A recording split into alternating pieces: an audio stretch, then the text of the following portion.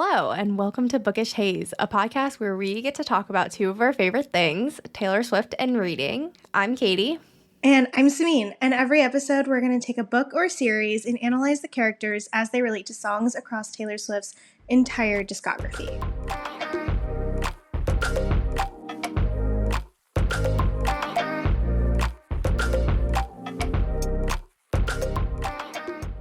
Hey everyone, and welcome back to Bookish Haze. This week is finally Funny Story. It just came out on Tuesday, so we're so excited to sit down and record. Katie, do you want to get us started and also tell us the story of how you managed to get the book as you were 10th in line at the library? Yes. Okay, yeah.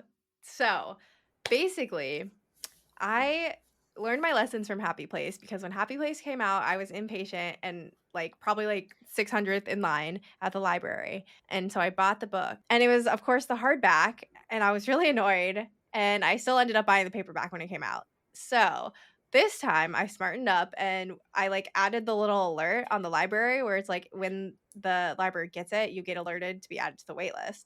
So I did that and I ended up 10th in line, which means I actually got a funny story on the first day without having to buy it. So I can wait for the paperback so all my collection matches.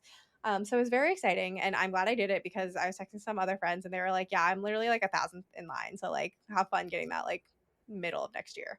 But yeah, I was also joking because I was like, I should just put myself back on the waiting list. So then when I do a reread, it'll be finally my turn next year. But yeah, long story short, which also feels like it could be an Emily Henry book title.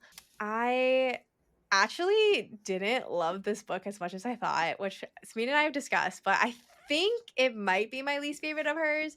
But I also think I was biased by a few other social media things I saw, so I kind of want to do the reread sometime in the distant future and go in with fresh eyes. And I think the reason I didn't like it, the characters were fine. I know some people think Miles is boring or whatever, but I think I just thought there was a lot of cliche stuff that happened or things that, she picked from other books or also not to get too TMI, but I feel the sex scene was kind of cringy. And usually I don't feel that way because I'm, I like smut. I'm down for it, but I feel I couldn't take it seriously.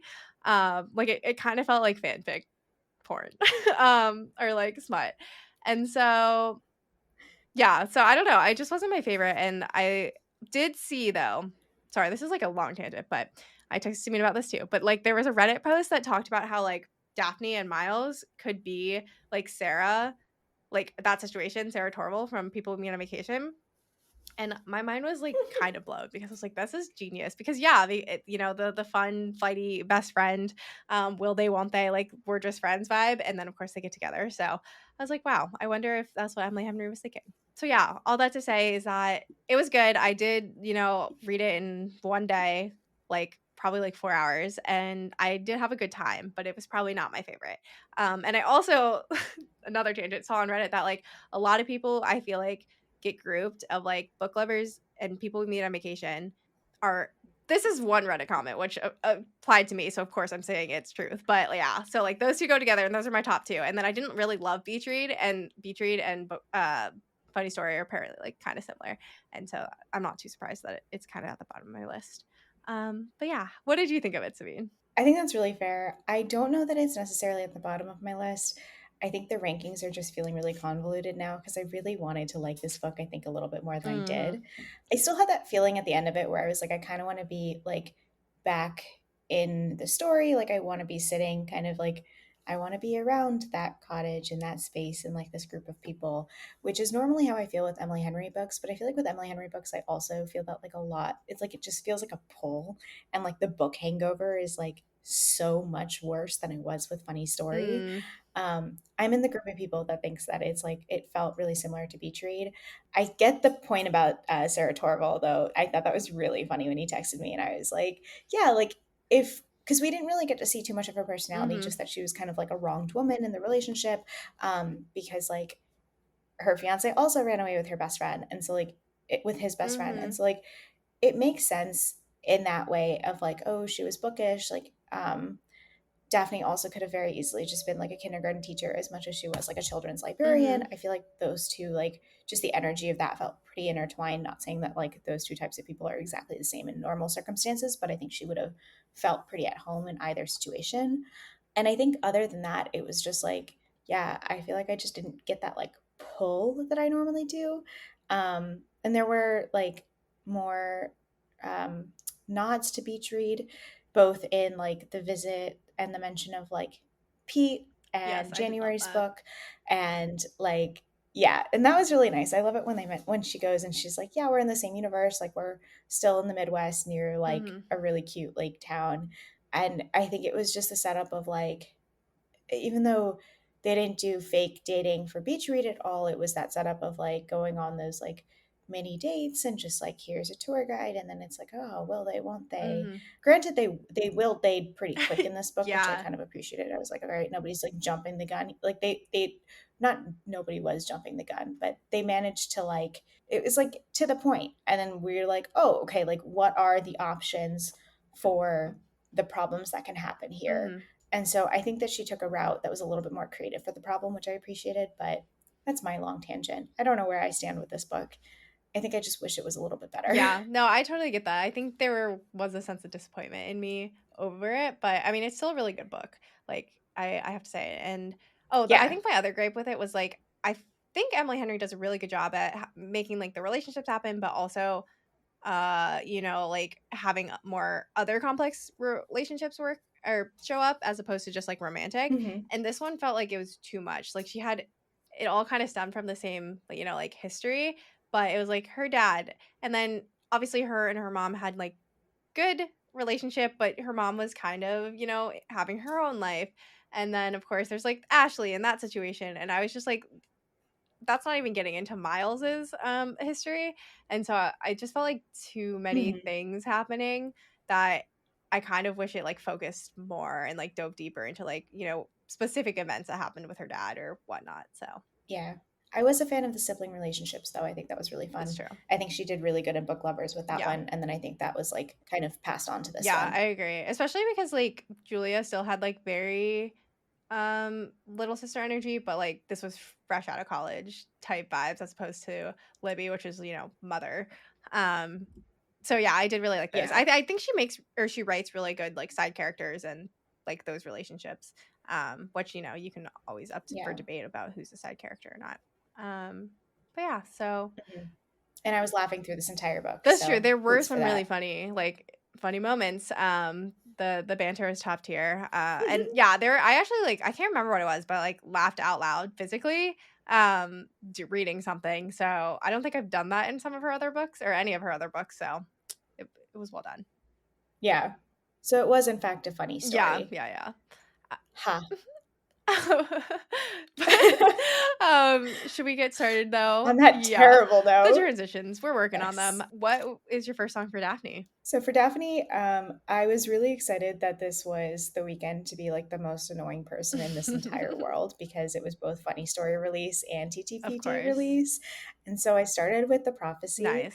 And granted, I think part of it was just like the prophecy can apply to so many other characters in the books that we've already discussed, and we can like go back and chat through those at a different point. But I think in this one, it was, I was thinking about like certain lyrics, but also if you guys have watched John Tucker Must Die, and you know that scene where I forget the main character, I think her name was just Kate. It was like, it was ironic because nobody could remember her character anyway.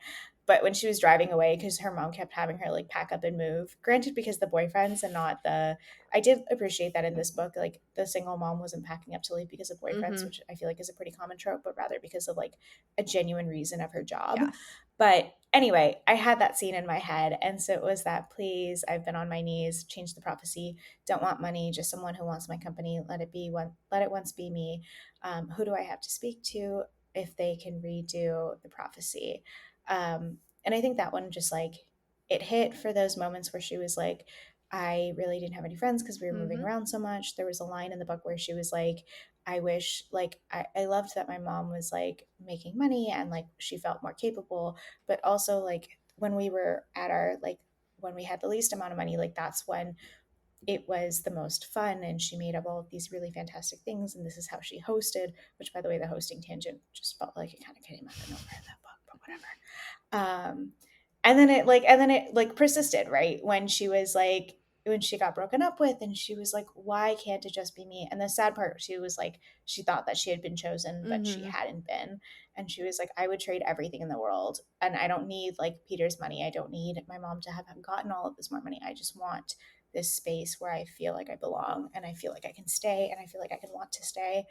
And on that note, just while I'm on this tangent, I did like how the chapter names kind of shifted, and it was like so many days until I can leave, so many days until the readathon, so many days until, and so you kind of got to see the gradual shift of her deciding that she wanted to stay. Yeah, I really like that too. I feel like that's a something new that she did with this book, which I really thought was fun to see the shift because yeah, it's like another insight into her mind.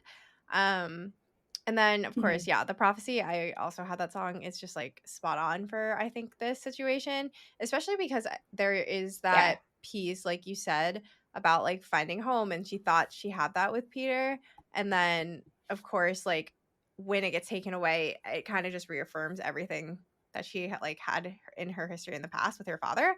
And so, yeah, the like let it once be me part like really made me sad. Um and then I'm not gonna like rehash everything you said, but the one line I pulled out for this song that I thought was just really funny was like a greater woman stays cool, but I howl like a wolf at the moon. And I was like, that just made me laugh because Yes. literally when she finds out, you kind of want her to be like, oh, like whatever, which obviously is not reasonable, but like the fact that she full on like grabs almonds and like starts tossing it at him is like the most random, insane Yeah. shit ever. So I thought that was funny. But I think, yeah, the prophecy is like a perfect one to start it off on because I literally wrote that I think that sums up exactly how like Daphne feels and like the whole situation. So it's a good, I think, encompassing song for this book and the plot. Mm-hmm. And hoots to us for actually managing to pick a song for the same I character know, this time. We right? always do it for different people. Proud of us. um, what else did you have for Daphne? The first song I chose was aptly called "The One," and I actually okay, so I was writing this out for Peter, which I think, it could still apply, but as I, like, was reading the lyrics, I felt like it was more true to the relationship, with, like, her dad, especially because she talks about how, Mm-hmm. like okay, with Peter, when they have the confrontation, she's like, "Oh, I'm actually over him. I don't want him anymore." But with her dad, she's like, "I want to stop loving him, but like every time he shows up, like she can't just let it go." Like she kind of does at the end, but I think it was less of like a "I never want to speak to you again" and more just like a "I need my space" and like boundary setting. And so, Yeah. yeah, and like because it's about this great love affair that ended, it's like kind of more nostalgic of like what could have been, of like what if her father was like an actually good father growing up, like who knows how she would have ended up. Um, and yeah, so for example, the lines I'm thinking of is like, I guess you never know, never know. And if you wanted me, you really should have showed. And if you never bleed, you're never gonna grow. And it's all right now. And I think that like you really should have showed part is the main piece I was getting at because yeah, like she was talking about how she throws away her dad's notes now and like his gifts are just like these little consolation prizes, Yeah. because of how much she doesn't feel like he loves her. I mean, I think he in his she in her I think she thinks in his own way he's like showing the love and everything, but it's kind of like this meaningless type of love. And then the we were something, don't you think so? Rose flowing with your chosen family.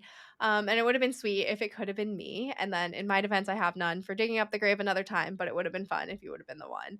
Uh and that one is just like Daphne had mentioned so many times when they were like with Starfire, how like why weren't me and my mom enough, and I was just like that's it's just so sad. And she also just like keeps giving him so many chances to let her down, which I mean, yeah, of course it's her dad. And she like then gets her hopes up and then she calls herself stupid for it, and it's like no. I mean, yeah, like you are digging up the grave another time, but like we understand.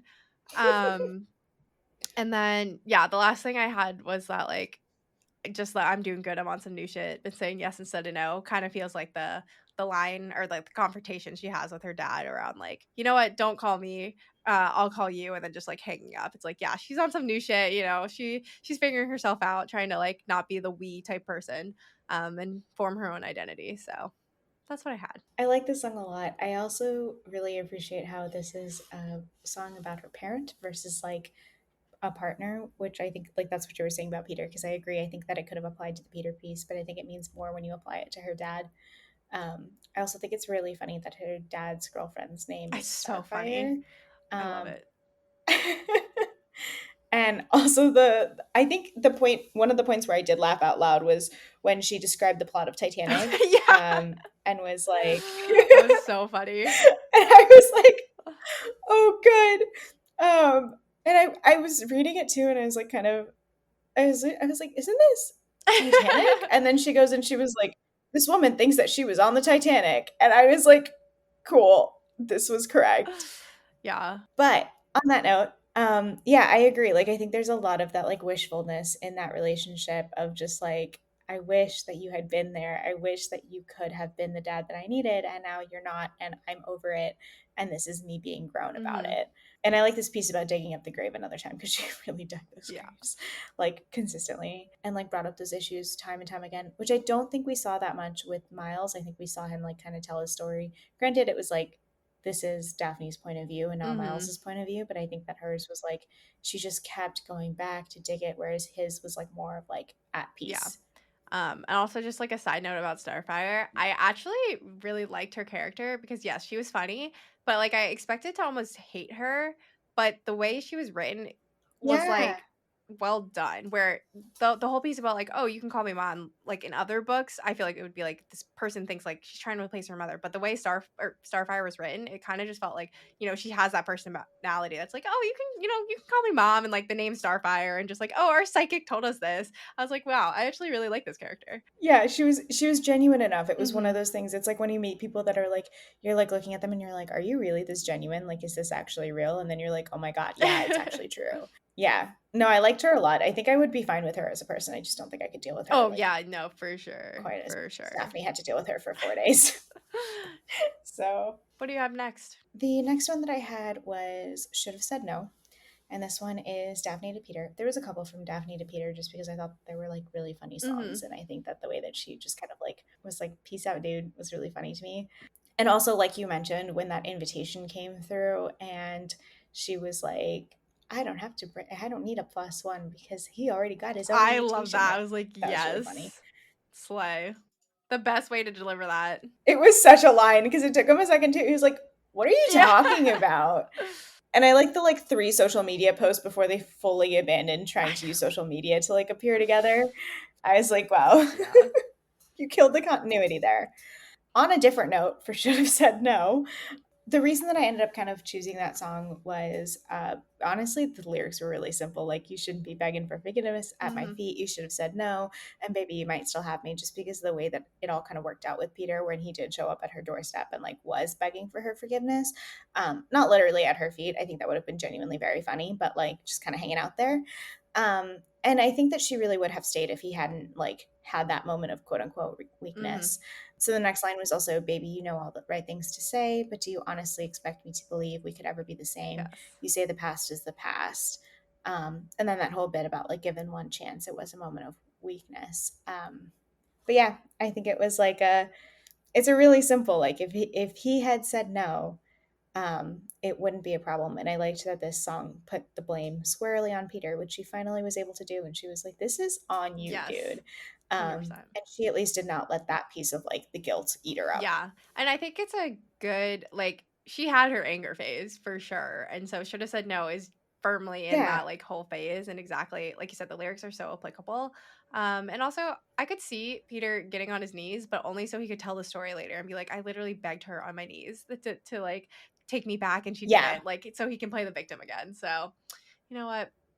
You're annoying, Mm-hmm. Peter. Fuck you, Peter. Literally. But yeah, I was actually gonna say this is like the perfect segue into my song, which is Closure. And I feel like it's that literally stages a grief thing, like her anger phase, and then closure's like this the Yeah. acceptance. And so I actually had written like a lot of the stuff up for Better Man, but I was reading the Closure lyrics, and I'm like, it's so perfect. Like I feel like it's more applicable here. So like it wasn't right the way it all went down. Looks like you know that now. I mean, they did run into Peter a few times before when he was like still with Petra, but I feel like obviously the way it happened was stupid. And then he came crawling back to her. So what else is there to say? And then like, yes, I got your letter. Yes, I'm doing better. I know that it's over. I don't need your closure. To be fair, the letter, if we count that as the wedding invite, they weren't really doing better. They were actually quite in a bad place, but that kind of sparked them Yeah. getting better. And Daphne like full on realizes like she doesn't even want Peter anymore. Especially when like all the situations that they run into him, they just like full on make out, and she's like, I don't remember anything that's happening around me, but and yeah, I don't really care what Peter says, because I'm like, I don't know if I'd be full on making out with this random person in front of my ex. Like, I think I would have a hard time forgetting that, but I also am like, slay. And then, yeah, don't treat me like some situation that needs to be handled. I'm fine with my spite and my tears and my beers and my candles. I can feel you smoothing me over, which is so what he tried to do, especially when he was like, oh, you know what? I'm being so nice. Like, we'll give you your space, like, to clear out from the house, which was like so insane to me when he was like, well, the house was in my name, which is true, but I'm just like, fuck you, Peter. But do you really need this Right? house? Like, is this really what you need right Right? now? Also side comment, but I really want to know if his family actually was like, you fucked up, or if he was just saying that to try and get her back. But hopefully they were nice. I want to know how it ended with him and Petra. Same. We need like a little like bonus scene somewhere.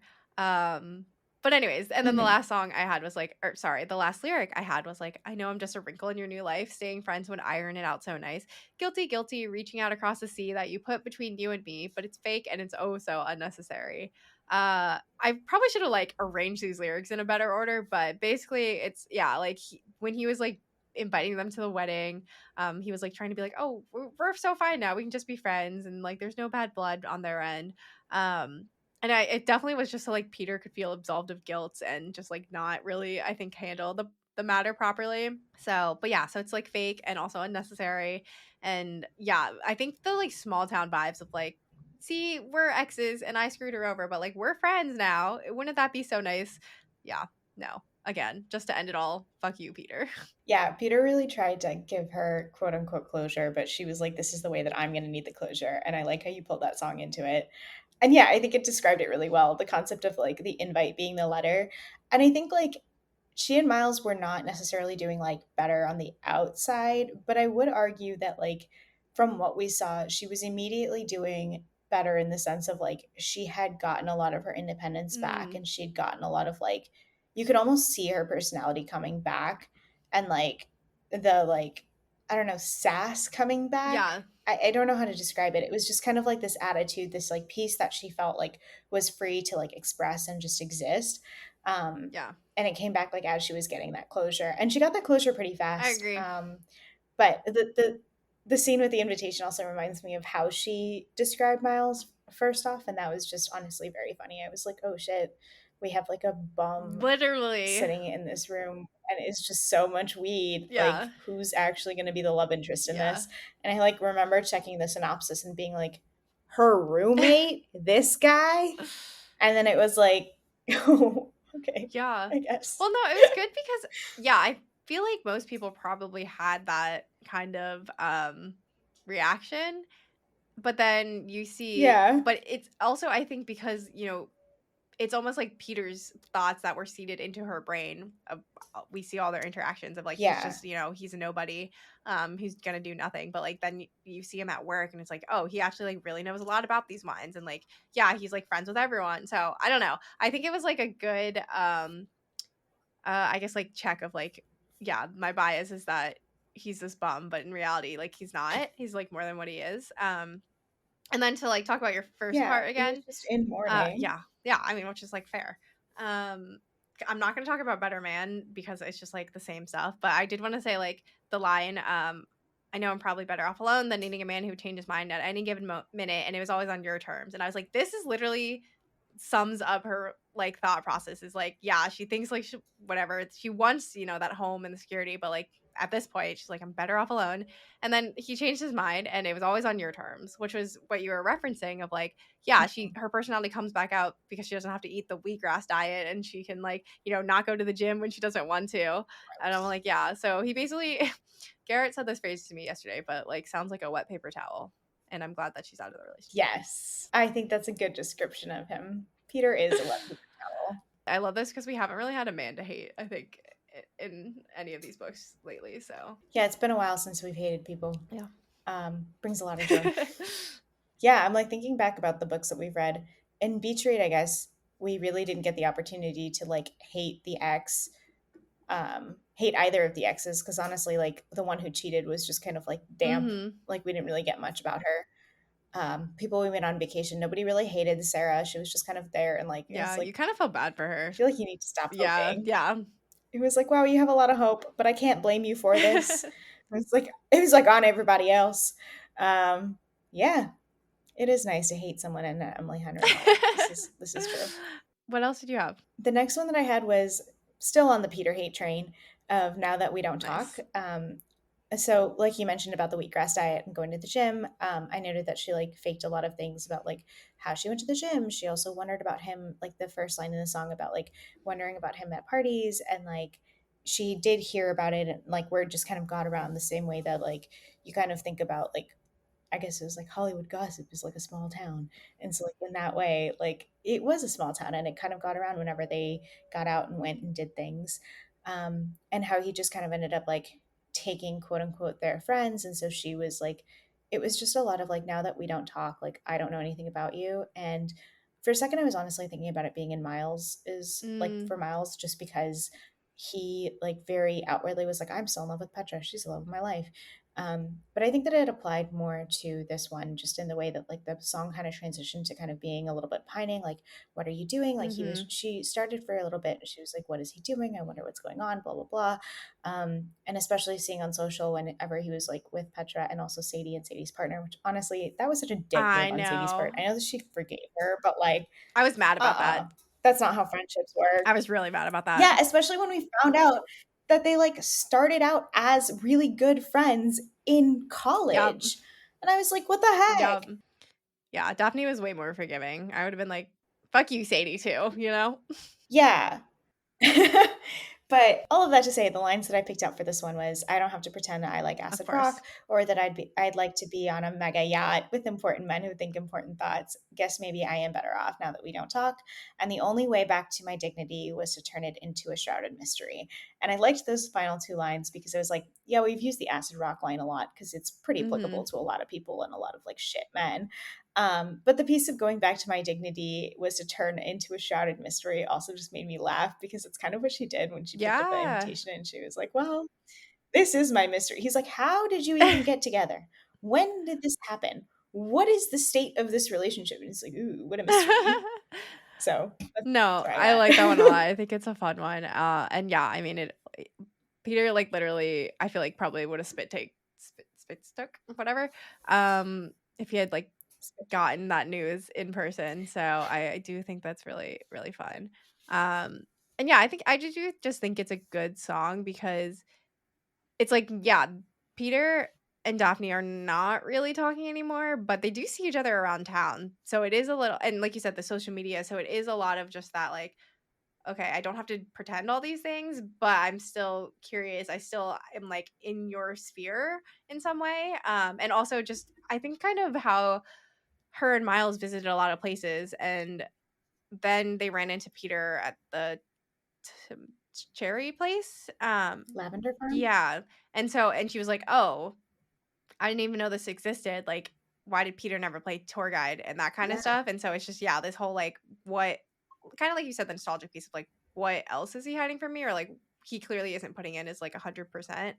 And like, wonder what he's doing for her. So that's a good Hmm. one. Um, I like this. What else did you have for? my next one is actually Hey Steven. And I kind of was just like, it feels like the type of like sunshine song that Daphne would associate with Miles, because we saw so many times that every time she kind of referenced Miles, it was like some sort of like light or I don't know, sun type Yeah. metaphor. And it's kind of like the line that we were talking about last time, that around like orienting towards the sun. Um, like, I guess she didn't say that specifically, but it kind of feels like that's how she felt. So, all that being said, was like, I had, Yeah. "Hey, Steven, I know looks can be deceiving, but I know I saw a light in you," because obviously we all as readers, like, we're like, okay, yeah, he has a beard, he's like smoking weed, he's like very like his room's a mess. And so looks can be deceiving, but like she still kind of saw how, good he was with people and how nice he was.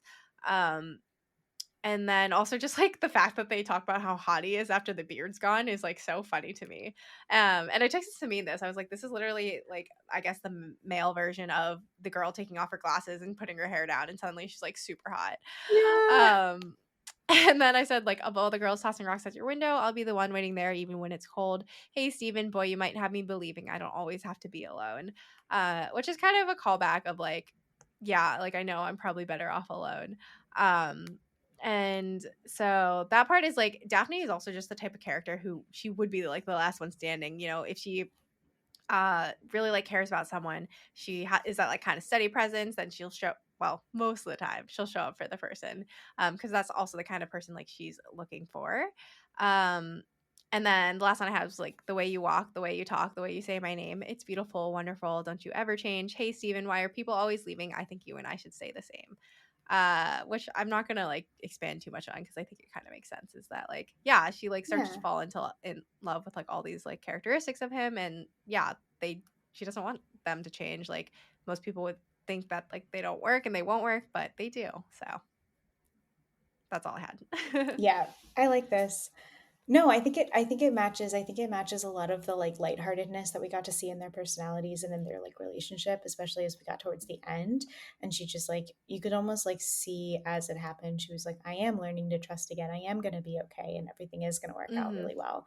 And then it was like, yeah, maybe I don't have to be alone and maybe it would be great. And it also does help that I think she mentioned, like, I don't think she mentioned like an angel part necessarily, but like the way that she talked about him, someone in the sunshine thing is what you were saying, but also just like the number of times that she was like, he's literally just so hot. True. Just reminded me of like the lyrics of the song where she was like, you are really attractive and you do look like an angel. So true. um, the last one that I had for this one was kind of in a similar vein of just like very high and upbeat like songs for her.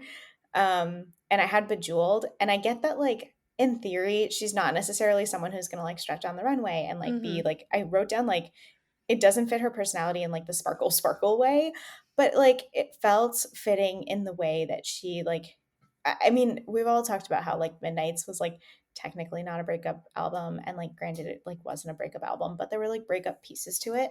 And I feel like in the way that Bejeweled was a song about like coming back to yourself and getting to Hmm. like be who you were. It's what we've talked about, and I don't need to like continue saying it, but it's that piece again of like, this is it just she came back to who she was and she was able to sparkle and try the things that she loved, and she wasn't at, like hiding away in this like wheatgrass gym shadow that was Peter anymore when she came back. So I liked Bejeweled for that one. And she can still like walk in the room and sparkle. And I think Miles brought out that sparkle in her, especially when she like started to talk to people for that readathon and like brought out her personality. Hmm. And everyone was like, yeah, I really want to be a part of this. And he was like, it's so funny because like you did have to just put your name and your face to it. And everyone loved who she Hmm. was as a person. She just needed a moment to like let it out. Yeah, and I think you kind of like see those moments too when she has the scenes where she's reading to the children, and you know she's doing the funny voices. So it's like, Yeah. it's not necessarily that she's shy about it. It was more just that she, like, has mentioned with his family, like she felt like she had to audition and like constantly be like on guard around and like say and do the right thing. So he really was just like tamping down on that sparkle. So I think that's a really good one. So I had two more, but the one I will talk about first is New Year's Day. And I like Okay. really tried this time to find songs that were not just like romantic between the main characters. So this is one is actually about her mom and her, Miss Holly Vincent. So I think basically their relationship, right? Like they're really close. Like her mom will be there for whatever she needs. But like I think I mentioned at the beginning, like her relationship's changing now that Daphne's grown, and we kind of see that where, you know, Hmm. they're, what did they say, like, you know, hours long call has changed to like a weekly shorter call. And Yeah. yeah, so I had like candle wax and Polaroids on the hardwood floor, you and me from the night before, which, referencing what you talked about at the beginning, like there's a lot of crazy like fun memories with her mom where, yeah, you know, who knows, maybe they would have had candle wax and Polaroids on the hardwood floor. Even with like all the moves, she was the constant in Daphne's life and also like made all these things special. And then the next line I had was, I'll be there if you're the toast of the town, babe, or if you strike out and you're calling home. And I think that just kind of like, to me, was like, okay, you're getting married. I'm so excited. Let's go wedding dress shopping," which she was like surprised her mom wanted to do. And then the downside was, oh, you got broken up with, and to go to like the best friend to not that allegedly you're not supposed to worry about. So, she's there in any capacity. She's like, "You can literally move in with me." And then the last line I had was like, "Please don't ever become a stranger whose laugh I could recognize anywhere." Because yeah, I mean, there's no real danger of that happening, but she doesn't at the end we see like she doesn't decide to move home to be like 20 minutes from her mom, but she still like is losing her mom in some capacity because Holly has like the gym and her friends and like is changing in a different way. Like she has a fully formed identity outside of like being Daphne's mom. Um, so I like New Year's Day to kind of recognize that they're now both adults and like Daphne doesn't want her mom to like fix all her problems or like help her. Like she wants to take some of that burden and like realize, or I guess it's not that she wants her to take that burden away. It's more that she like knows and acknowledges that she can stand on her own 2 feet. I like this. I think you've done a lot of like really good changing like songs that had different meanings to like apply to her parents. And I think New Year's Day makes a lot of sense, especially in this like growth piece that you were saying, because it was like I think like you were saying, the please don't be a stranger whose laugh I could recognize, that line of just like, I know that we're growing apart, I know that you're doing your own thing, I know that I am becoming an adult, but like, and I don't need to necessarily rehash literally everything that you just said, I realize that's exactly what I'm doing, but No, it's like good. I agree with it. I think it makes a lot of sense. It's very much like as you get older, your relationship with your parents change, and sometimes like the way that they see you and the way that you see them changes, but in any case like you want to make sure that that lasts and that stays as like precious as it was when it started, I guess. Yeah, no, I think that's a really good way to put it. And then I'll speedrun Cardigan because it's kind of like a lot of what we talked about, but I kind of viewed it as like a mix of Miles and Peter. Just like the part about like, and when I felt like I was an old cardigan, you put me on and said I was your favorite. That's like definitely Miles. Like Peter made her feel terrible, and then Miles just pulled out all these things like let her be Yeah. Jold, and shine and sparkle and like be herself. And so she loves that. And then the other line that I thought was funny was just like, "I knew you'd miss me once the thrill expired, and you'd be standing in my front porch light, and I knew you'd come back to me. You'd come back to me." Which thrill is the greatest way, I think, to talk about Petra, because I think we were talking, or Miles said something about how like Peter just wanted like that shiny new thing. And once, the thrill is gone, like he would regret his decision. Um, and I don't know if Daphne really thought like Peter was going to come back because, of course, they're the perfect love story of best friends, or anything. But I just thought it was funny that that line was there because what did he do? He showed up on her porch. He did. He did. He should have gone He home. He should should have have said said no. no. Yeah, I think Cardigan is a really great example of everything that you just said, and I like this way that you tied them both to like Peter and Miles, and like the way that the story kind of went along, and just like the fact that she had someone who was like willing to make her feel like she was at home. And I think Cardigan for her is also just such a really good fit because she was like in Yeah. cardigans, so like in the literal sense, but also in the sense of like this is a person who would really appreciate the concept of like how good it feels to come home and put on a cardigan, Hmm. and put on something that's like soft and worn and maybe a little bit broken, but like is still there to like just be comfort. So yeah.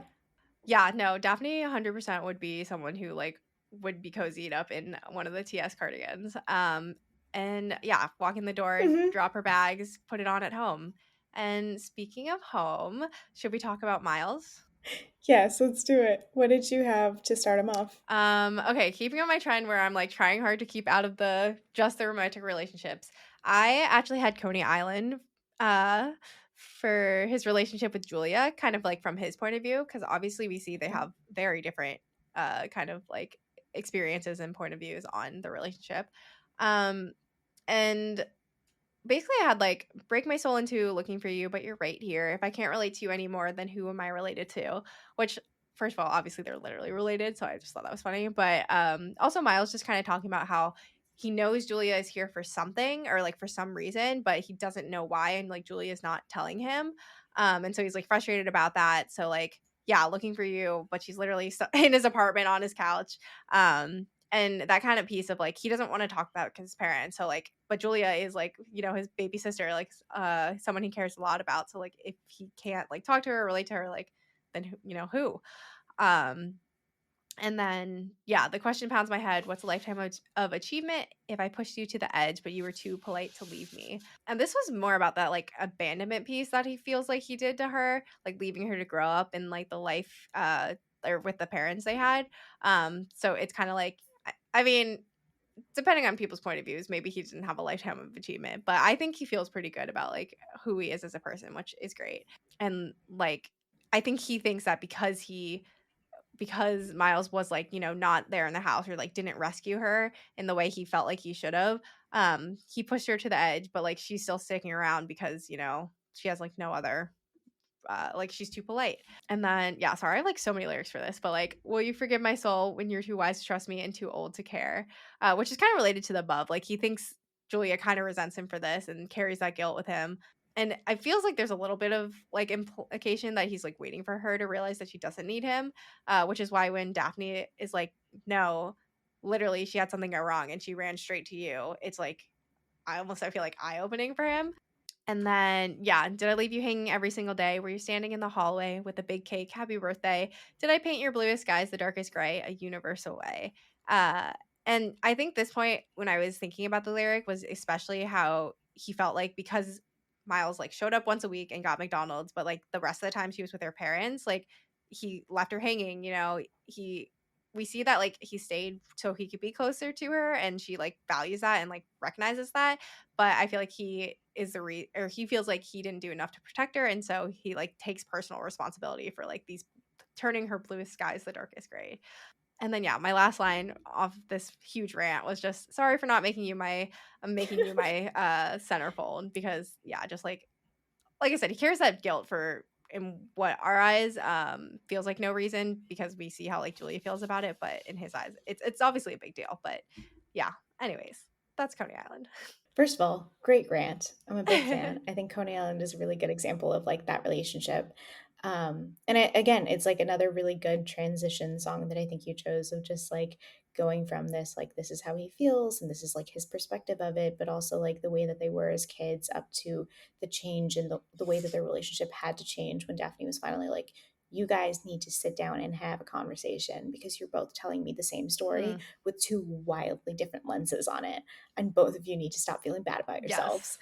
yes. Yeah, I think Coney Island was a really good example of that, of just like, I am like, we are going to change. And I also just like the imagery of Coney Island as a place Mm, itself, too, because I feel like it is a place that you would go with like loved ones, and the concept of it, like how it used to be and how it was like all this built up and really wonderful ride place. And like everyone really wanted to go to Coney Island. And now, like, I don't know, I don't think I've ever actually been to Coney Island, but I'm also like, I don't necessarily want to go mm, there. Like, I feel like it's a thing. It feels like a relic of the 80s to me, honestly, 80s or fair enough. 90s. Um, and I feel like that's just a really good. I think I like that imagery of the song that goes along with like everything that you were saying of just like leaving it all in the past and having it have this like very weird shade of gray over everything. Yeah, no, I love that you brought that up because I hadn't thought about it, Um, but it's perfect. But what did you have for Miles? Um, well, on the note of Miles and like his relationship with his parents and his like sister, I think it's a little bit obvious, but I had You're on Your Own Kid. Again, I think piece of it was like that transition. Like we talked about this as a transition song of kind of going into this, like you are literally on your own. And then you get to the end where you have a little bit of hope with like Make the Friendship bracelets. And he kind of like that community started to build for him at the end as well, especially when his sister kind of decided to stay and it wasn't like him pushing her Hmm. away anymore. But I also think a couple of the lines that kind of fit was like, I see the great escape. So long, Daisy May. I pick the petals. He loves me not. Something different bloomed. Writing in my room. I play songs in the parking lot. I'll run away.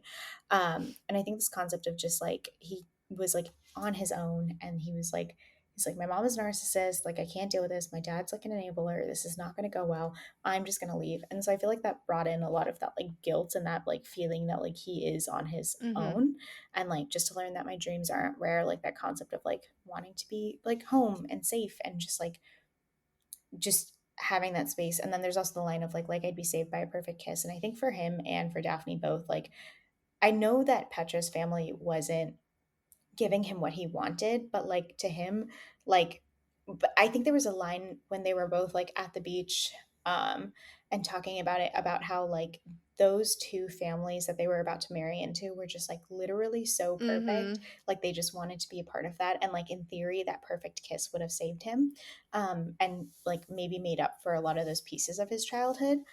Um, and so, and then the last piece of it of like, because there were pages turned with the bridges burned, everything you lose is a step you take to make the friendship bracelets. Take a moment and taste it. You've got no reason to be afraid.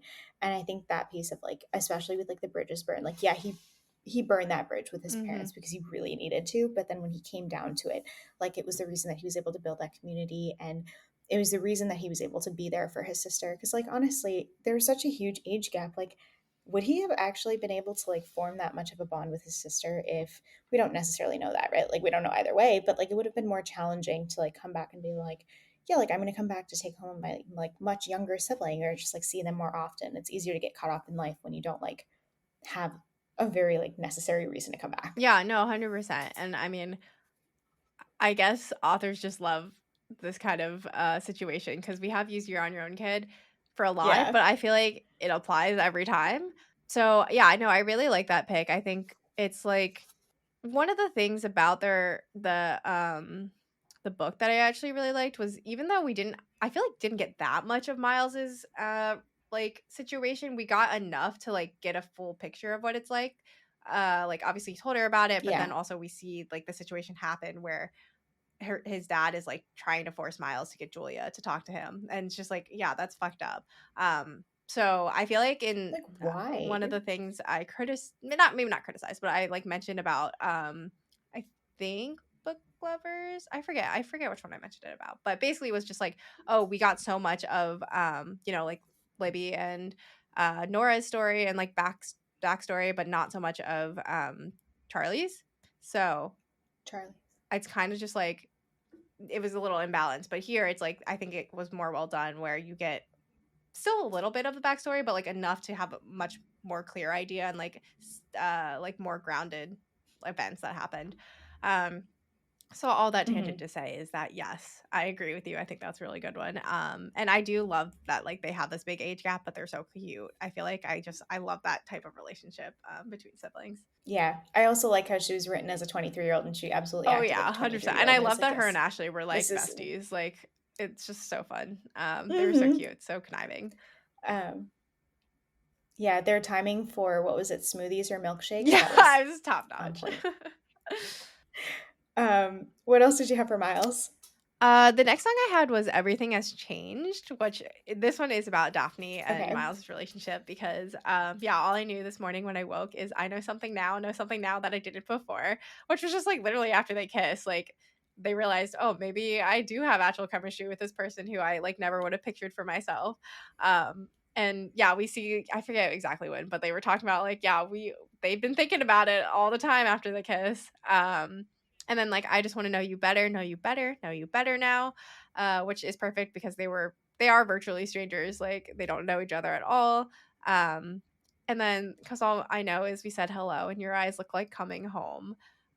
Which I think Daphne was the one who was like, I feel safe with him, but I think Miles also feels the same way.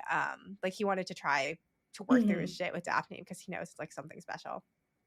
And then last one I had was like, and all my walls stood tall, painted blue, but I'll take him down, and open up the door for you. Which the wall metaphor, I think from Daphne's point of view, maybe doesn't apply because she kind of views him as like, he's so open, he makes friends with everyone, he's like the golden retriever, he's so nice, but like as we learn and more time goes on, especially with like the conflict of their breakup, he does have like a lot of issues himself, and he Yeah. eventually like the parents topic was off limits at the beginning, but then we see like he doesn't want to tell her about it. He brings her to the first beach, which speaking of side note, the second this is the runner up beach was like so funny to me. Like the banter again was top tier.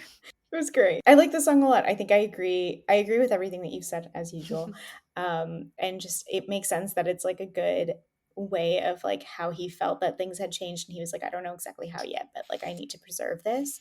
And I like this piece about the walls too, especially the line of like stood tall, painted blue, because I feel like it's a pretty like like you said, like he's a very it took us a minute to realize that he had walls because it was just painted in this like really warm Mm-hmm. and welcoming color. Like it's a blue sky, like it's just like a really welcoming space in the way that he was, and he was always super friendly and all of that. But then it was like you came back to that piece of I'm only going to open this door for you. Like, this is not a space that other people get to be in. It's a space for Mhm. you, um, to get to see. Like, even Petra didn't get to see a lot of that. I think she just seemed like she was there because she was like really flighty, and he was more like in love with the scenario than he was with her. Mhm.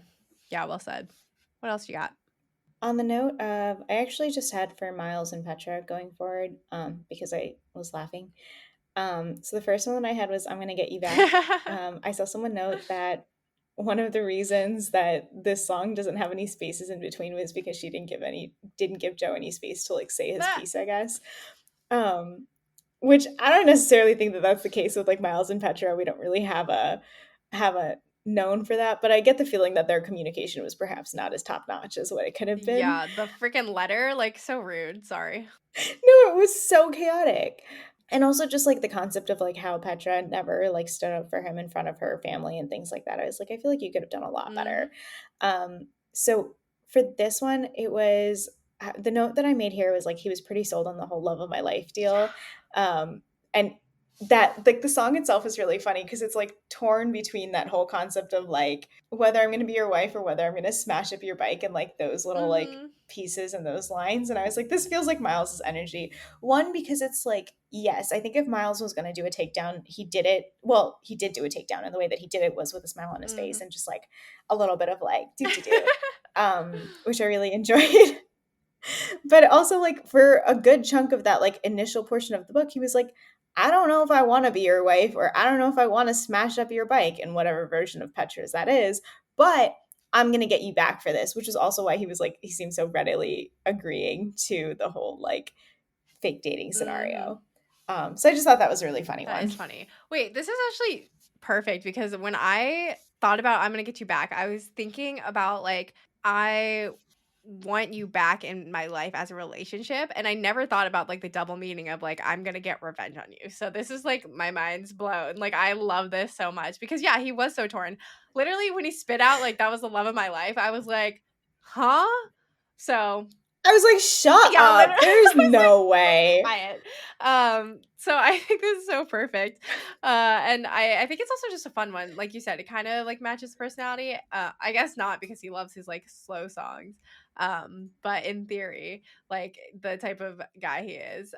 So that's a great one. And similarly, to go along with the Petra and Miles theme, but to bring it back to his roots of sad songs, I actually had How Did It End? And also Maroon, but one specific line that I'll talk about that I thought was funny was so for How Did It End? Okay. I like this one because of the like verse about guess who we ran into at the shops, walking in circles like she was lost. Didn't you hear they called it off? One gasp, and then how did it end? Because that's such small town vibes, especially because I think Mm-hmm. like they posted the thing about Miles and Daphne on the story or like told Peter and then Julia called and was like, "Oh, I found out from Petra," and like everyone was had known or was finding out without them saying anything. And How did it literally end? and like we didn't actually get Miles like running into the situation. Like I want more of what happened with Miles and Petra because I'm so curious. But Yeah. obviously he's he's the mayor, like the mayor. He's so popular that obviously there's no way people weren't talking about the situation or like didn't know about Petra because of course, everyone loves gossip and drama. Um, and then the other line I had was, "If you know it in one glimpse, it's legendary. What we thought was for all time was momentary." Which again, referring to the fact that he was calling Petra the love of his life. But it kind of sounds like he was in love Yeah. with her way more than she was in love with him. But what do I know? Yeah. And then the last, Well, she was also in love with yeah, Peter. this is true. Yeah, So this is true. Um, well, related, the last line I had was, "Oh, what a valiant roar, what a bland goodbye. The coward claimed he was a lion," which was, yes, she wrote Miles a note, which is like the lowest of the low. Although I guess it could have been a text, and that would have been even worse. But based on the description of Petra, she felt like the type to be like, yes, I did the right thing. I'm speaking my truth here by like telling Peter and like ruining this relationship. And so yeah, but generally she's just like a coward because she couldn't say it to his face, but she was like acting with all this bravado. So That's what I had. Yeah, real girl boss babe Yeah. energy. And then the maroon line I thought was funny. It was like, and I wake with your memory over me. That's a real fucking legacy because he literally has the Polaroids over his bed. And I don't like, we never got any clarity on if he actually got rid of those before him and Daphne got together. So I was wondering. I'm gonna pretend that he took those Polaroids down because that's disgusting. You're welcome. Um, thanks. No, I think How Did It End is a really good one. I really like this line that you're picking of like how the town talked about it. And as you were saying this, I was also trying to picture like what that poker club would Oh, say about yeah. it. I don't think anyone at the poker club like really knew Miles at that point. I feel like the like Lavender Farm couple and a couple of the other people that like just knew him as he was going around like all those like farmers and stuff would just be really fun about it and be like, oh my god, how did it Mm. end? I hope it went well. But I actually really want to be at that poker Yeah, table when they right? were like, oh my god, I can't believe this Yeah. happened. Yeah. Also in general, I just want gossip at that poker table. I think that would be really Yeah, it funny. sounds great. But yes, I agree. I think the concept of how did it end is really good, and like the way of how it shows how much more in love he was. I guess it was, I don't know if we wanted to find a situationship, but I guess it was like situationshipy vibes, except he thought it was a full-blown relationship. Which, like, to be fair, she was like, "Yeah, I will be a girlfriend." Or I'm assuming she had that conversation. I don't really know how it happened. We don't I think that's the interesting piece is like as we're going through this, I was like, who is Petra? Because we didn't really get like we pretty much just got Daphne's view of her, and then we got Peter's view of her, and we got Miles's view of her, but we never got like I don't think I saw. I think there was like maybe one or two scenes where we saw like her, and she was just like blonde and hugging Daphne and being like perfect pearly white teeth, and we were like, cool. I don't know who you are as a person or like what kind of person it takes to sit down and be like, I'm actually in love with you, like the day or 2 days before this person was going to get married. Like, that's a little bit out of pocket. Yeah. Also, A little I bit feel out of like pocket. everyone said she was so nice. Like even Daphne thought that.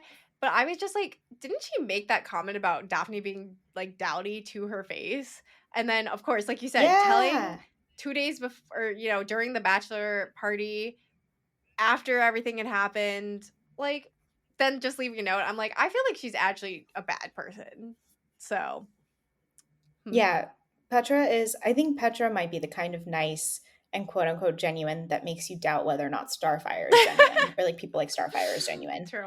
You know what I mean? Like it's just kind of like there's no way you can be this nice, and then you figure out like, oh my god, you can be, but like you're like kind of doubting it because you're like, I've never really run into someone that Yeah. nice who was actually So genuine true. because Petra is the only other option there. So true. So anyway, I'm a big fan of that. I think that's a really good one, and I also think that Tortured Poets Department coming out at the exact same time as this book was really helpful for this No, it was good. I episode. was like trying to find songs for them. I was like, I want to talk about this album, so this is perfect. Mm-hmm. What else do you have for Miles? So my last song for him was actually veering away from Tortured Poets Department, but it's another 1989 song. It was Bad Blood. Again, I kind of went with that fun vibe. I know that we talked about his like music taste being a little bit slower and sadder, but I also think that like the concept of him like I don't know. I feel like if they had a karaoke night, he could go up there and sing this song and it would make complete sense. Um, and the line specifically of like, because baby, now we got bad blood, it used to be mad love. So take a look what you've done, because baby, now we got bad blood. And just the line specifically of like mad love, like, yeah, they did have some version of it. He definitely had it from his point of view. And like it was 100% like now everything is like worse and bitter and just feels terrible and just is feels like a lot more rotten and bad blood, and it's all because of Petra, and he like puts the blame squarely on her, which I think is good too, because I think in this one they both had the opportunity to put more blame on themselves, and I think the way that like Peter and Petra had things set up, it was almost like no, no, no, don't blame yourself, blame yourself, and it was like very much like it felt almost like one, it was like a little bit gaslighty, but two, it was just kind of like they seemed like the kind of people to like not take responsibility Hmm. for anything. So the fact that like Miles and Daphne constantly made them take responsibility for it and were like, yeah, this is their entire fault. Um, the song kind of felt like that was the accountability there. Yeah, no, I could 100% like see him. It's kind of okay. Like backing up, it feels like karaoke version, like Miles doing karaoke of Bad Blood is like basically what he did when Daphne told him that, okay, we're gonna have to be a fake couple. Here, let me take your phone and let's take this cute ass photo, and then you can Yeah. post it or whatever. Like that was his version of doing that. So, I think that's a good one, and I think it's kind of representative of maybe like how he feels internally, because we don't really see him mad, and we don't get really that much interaction between him and Petra, which is so annoying. I'm like, I want more, because I think that was like Yeah, why couldn't Daphne be around the corner when she came back on her knees to him? literally like just run into them in the hallway and hear Miles be like, "Oh, I don't want you anymore." So that's what I need. I just want some confrontation. Um, but yeah, that's a fun one. And I also like similar note, like my last song was "I Can Deal with a Broken Heart," so also super fun. And bringing it back to Tortured Poets Department, but this to me was more like Daphne's point of view of what Miles seems like, because aside from his like Bridget Jones' Diary, spiral and like the sad songs, she thinks that like he seems mostly fine, and like and then thinks that like the sad music's actually just a bit later on, and he doesn't seem that ruffled around initial incidents. And like we've talked about, we don't get a lot of Miles's and Petra's relationship, so he does seem to be okay a lot faster and doing his own thing. But yeah, because we do, obviously he is like, you can't not be, but like the lines they pulled out was like, "Because I'm a real tough kid, I can handle my shit. They said, baby, you gotta fake it till you make it, and I did." Which I think again is a little bit of his childhood like coming through, where like he had to moderate his moods and pretend everything was okay, so he kind of has like some experience with that. And then of course, like, I was grinning like I'm winning, I was hitting my marks because I can do it with a broken heart.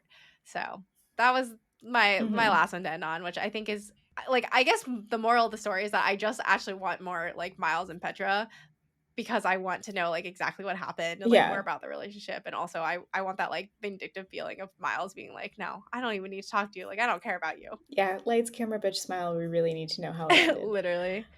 or how it didn't end. Yes. No, I think that, I Can Do It With a Broken Heart is just a really funny one because, like, again, with that theme of, like, I think that he could start down a runway and just kind of, like, be singing this, and also, like, his personality was in that way too, like, he was still, like, even with the scraggly beard and stuff, like, it became a part of, like, the charmingness of his personality that people really loved and, like, people were drawn to, and I think it was, like, he was like, yeah, I can continue to do this and I can continue to perform and I can continue to just like connect with people and like be everyone in the town's like favorite person and just like all of that with a broken heart. And it's not like people weren't aware that he had a broken heart. It was just more of like, yeah, he was still, I honestly, lights, camera, bitch, smile. Mhm. Like he was still just kind of hanging out and doing it. And then he would go home to his room and just be like really sad about it. Um, and then like you said, it was like those internal biases of just kind of seeing what Daphne initially saw based on what Peter was seeing. And it was like that concept of like, I can do it with a broken heart. And then what happened behind closed doors is just kind of inferred. Mhm. Yeah, absolutely. But on that note, I want to know, like, let's end on Tortured Poets Department and segue into thoughts on Oh, Tortured yeah. Poets Department. What did you think of the album? So I think when I initially heard the album, it was definitely one of those that I like took a second to like sink in just because it's a little bit of like slower songs. And I personally am not a huge fan of like slower songs. I'm a very much like a rep, Mhm. 1989, some of like the Midnights, like all of that. Also like Fall Out Boy, Yeah. Panic, like very much just like more upbeat music. And I don't think this is necessarily that aside from like I Can Do It With a Broken Heart and like certain things like that. Um, but also then you, like, listen to it for a little while longer, and honestly, I have been playing this on repeat Of since course, last you week, gotta. just consistently every time I go out. It's great. If anybody runs, this is a really fantastic song to keep you in, like, zone 2, zone 3, just an FYI. I've had really great runs this week. They've all been to Tortured Poets Department, just, like, on repeat.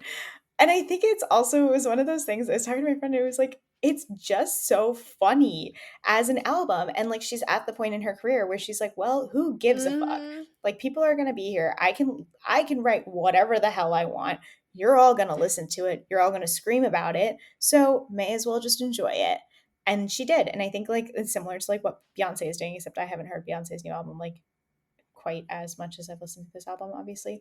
But it's just very much that energy of, like, hey, look, Ma, I made it, and I'm just gonna hang out here and have the time of my fucking life.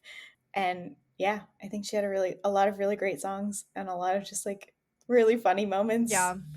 Also, I can't believe when I woke up to the text of you being like, by the way, this is 80% Matty I Healy. I was like, know. I'm too hungover for this I right know. now. Yeah, I like could not believe it, but I kind of love it. I love getting the tea. I really, yeah, she didn't pull any punches. And yeah, but I've been saying it because I hear the criticism on it sounds very similar. A lot of the songs run together, all that jazz. Like, it's nothing new, Fine. but I think lyrically, it's like probably her most I said they were, like, simple lyrics, but I think it's because she's telling us so much about it and it's, like, very clear about what she's trying to say, which I do love because again, Mhm. I don't like being in drama, but I like getting drama. Um, and of course, like, Oh, I'm sure there's yeah. a lot more, like, depth to the lyrics. It's not just solely about, like, one thing, but of course, it's fun to theorize. Um, and yeah, so, like, in my head, the way I view it is she was in a pretty dark place the past like year and a half or so. She had a lot of like hard things that she went through with a broken heart. And she performs and had to, deal with it on the Eras tour. And what is her therapy? It's like writing music and like producing songs, and Yeah. hopefully she also has a therapist. But to me this album is just like, yes, this is what I'm going through, I need to get it out, like let me do this. And here, like you said, the fans will be there, they'll listen to it, and we're doing it. I think she just like passed 1 billion streams in the first week, like first artist ever, maybe not ever, but just like, yeah, Insane. crazy. And so basically, I'm like, I hear that it's not like anything different. And I like the album. Like, I think there's some catchy songs. There's some I'll skip as usual. But to me, that was like not Yeah. the point of the album. Um, but I will be curious to know like what she does next and when she does it, because I would love, first of all, like a more rock album. Obviously, the Rep Tour mashups is from my favorite thing ever. But I would hope she like branches out or like tries something new in like next albums. But if she doesn't, like she's Taylor Swift at this point. Like she's at the peak. Like It's she fine. probably doesn't She care. is. She's having a good time. The crowd continues to chant more anyway, Yeah, so so true. But on that note, thank you all for joining us today. We hope you enjoyed listening to us ramble on about Funny Story and Tortured Poets Department. We'd love to hear your review on both of those and let us know how we did. Did we pick good songs? Did we pick bad songs? Let us know at Bookish Haze Pod on TikTok and Instagram. And yeah, we will be back in a few weeks with more Emily Henry. We still have one left because we kind of skipped over Happy Place for Funny Story release. So excited to dive into that and do my reread, and we'll see you then. bye. Bye.